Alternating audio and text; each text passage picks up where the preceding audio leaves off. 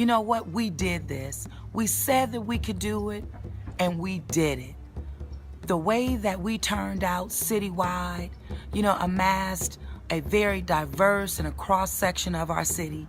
And that's what we're about. We're about everybody. The people that are putting these people in positions of power to do politics is for the people. We're supposed to be doing what's best for the people. So if people are being called to the carpet for their misgivings, then it should happen. Scandals in politics are nothing new. Corruption, mismanagement, and indictments often come and go like passing storms. But in New Orleans, Mayor LaToya Cantrell's scandal has struck more than a nerve.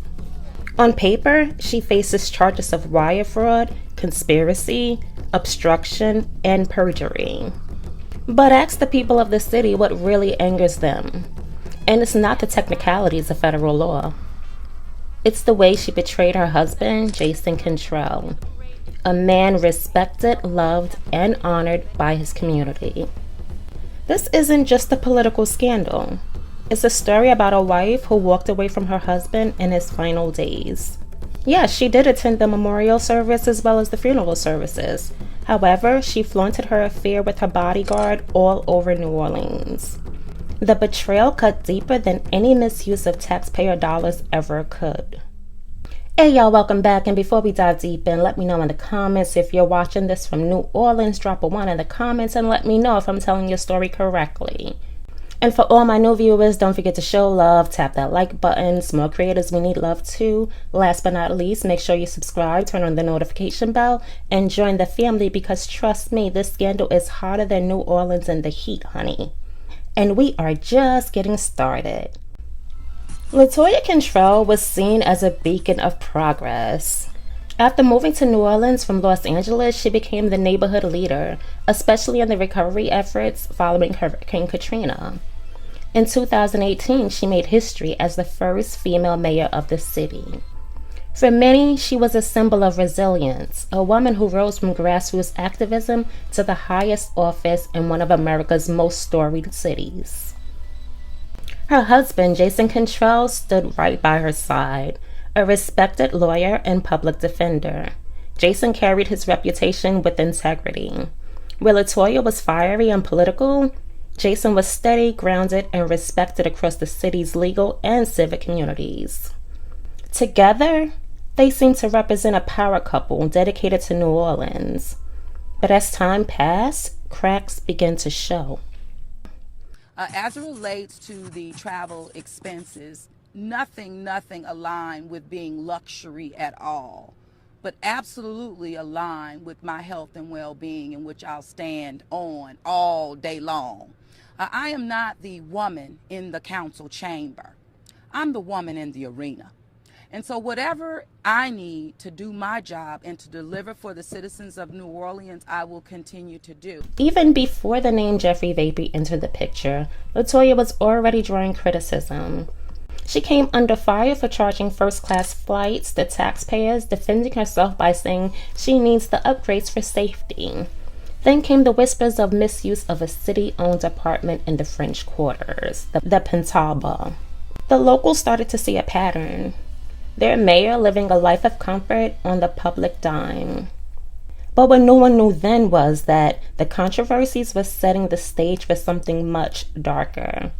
Because while financial scandals are bad, what would eventually come out of the Pontalba apartment had nothing to do with receipts or expense reports. It had everything to do with betrayal. And Jeffrey Vappie's relationship all started on a trip to Scotland. We're going to show you that. It says in or around October 2021, Vappie accompanied Cantrell to Scotland. Vappie would later reminisce in a WhatsApp message to Cantrell that the Scotland trip was, quote unquote, where it all started. In October 2021, Officer Jeffrey Vappie joined Cantrell's Executive Protection Unit. His job was simple: protect the mayor. But very quickly it became more clear that he extended his role beyond security. By early 2022, Cantrell and Vappie were traveling together constantly. Reports now show that they went on around 12 to 14 taxpayer-funded trips, some overseas, some domestic. At least 8 of those trips happened before Jason's death in 2023.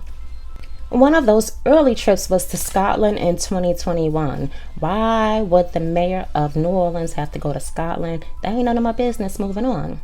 Which investigators say was the place where it all started. Not long after, Vappie was no longer just the man guarding her. He was the man beside her side in private moments, in hotels, and in the Pontalba apartment that many say was their love nest. I mean, again, most of the charges appear to relate to the affair they had, the falsification of timesheets. The root of this is lying to cover up a relationship with her bodyguard. Plus, there's a charge of lying to a grand jury and deleting text messages. So, the French Quarter is known as the heart of New Orleans, and right in the middle of it sits the historic Pontalba apartments. One of these units owned by the city meant for official mayoral use. But thanks to surveillance cameras, Fox 8 uncovered something shocking. Over a 6-week period, Cantrell spent 35 days inside the apartment, and Vappie, he joined her on 27 of them. In the footage, it doesn't show official business. It shows secrecy, late-night meetings, and hours spent together behind closed doors. The apartment meant for the city became a stage for their affair. And for many, that was the turning point. You'll never have everyone. When I was first elected with 61% of the vote. Second time around, 65% of the vote. So I've never had 100%, but I've given 100% to every single resident of this community, and I will continue to do that, whether they want to see me here or not. That is my commitment of service. Of all the revelations in this scandal, none cut deeper than the way LaToya Cantrell treated her husband, Jason. By 2022, whispers of her relationship with Jeffrey Vappie were already swirling.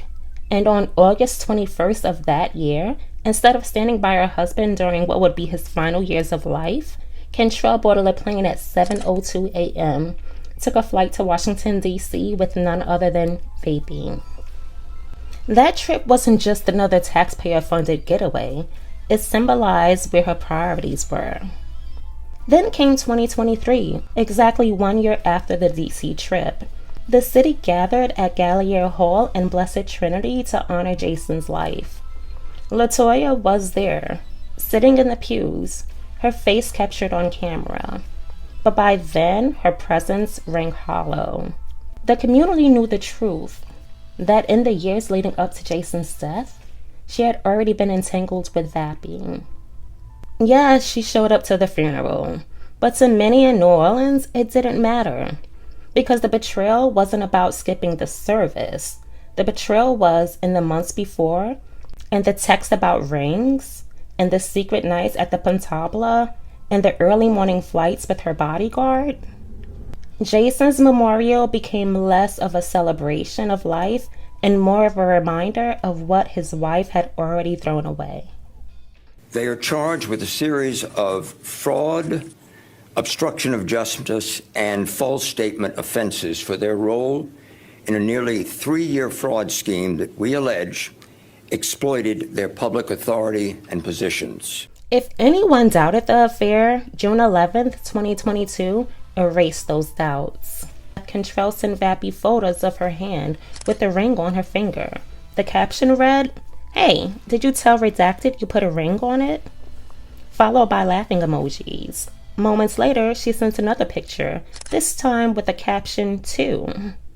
These weren't the messages of a mayor and her bodyguard. These were the texts of two people in a relationship. Two people role-playing marriage while her husband was alive and ailing. For prosecutors, these messages became evidence. For the people of New Orleans, they became the ultimate betrayal. You cannot escape digital lipstick. And that's what you see here, where the digital crumbs in terms of using WhatsApp and technology is a footprint that can never be erased. Investigators say Cantrell and Vappie exchanged more than 15,000 WhatsApp messages, many of which were deleted. In those messages, they referred to their romance as the Bodyguard, a nod to Whitney Houston and Kevin Costner's film. For them, it was a fantasy. For the public, It was an insult that added to injury. To call their love affair a love story while Jason was left behind turned this from a scandal into a spectacle.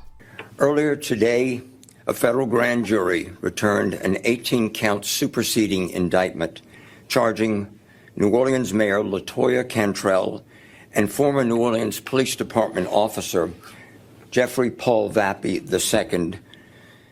Eventually, the fantasy collapsed and the weight of federal charges emerged. A superseding indictment brought 18 counts against the pair. Cantrell faces 11 charges, including wire fraud, conspiracy, obstruction of justice, and perjury. Vappie faces 12, including lying to the FBI. Allegations include misuse of taxpayer resources, abuse of the Pontalba apartment, and destruction of evidence. There are even whispers of bribes tied to businessman Randy Farrell. But here's the thing. To the people of New Orleans, the legal charges almost feel secondary. This is more so about the memorial, the text messages, the apartment, and their shattered trust. Ask anyone on the streets of New Orleans and you'll hear the same thing. This wasn't just about misuse of funds. It was about disrespect. Disrespect to the husband, disrespect to her family, and disrespect to the city. Jason was respected, admired, and loved.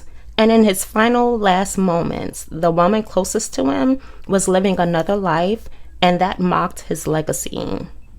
And for a city that prides itself on loyalty, family, and tradition, this betrayal is totally unforgivable. Certain people are targeted. You know, I'm not surprised at all. Okay. But it is very unfortunate. I'm curious why it didn't happen a year and a half ago. She lies. She tries to get away with things. There's money, millions of money missing. I just don't like her. Never have. LaToya Cantrell's story could have been one of triumph. The first female mayor, a leader who rose from grassroots, a woman who carried New Orleans into the future. Instead, it has become a story of betrayal. The indictment may decide her legal fate, but the court of public opinion has already decided their verdict. And for LaToya Cantrell, that might be the harshest punishment of all. Child, this story is a complete hot mess and we are just getting started. Don't forget to hit that like button, drop a comment, and don't forget to subscribe, turn on that notification bell. I want to say a major big thank you to all the creators whose coverage helped me bring this story to life. I mean no harm in using these clips, only respect and appreciation. Around here, we don't cover just the story, we uncover it. See you in the next video. Thanks for watching. Bye.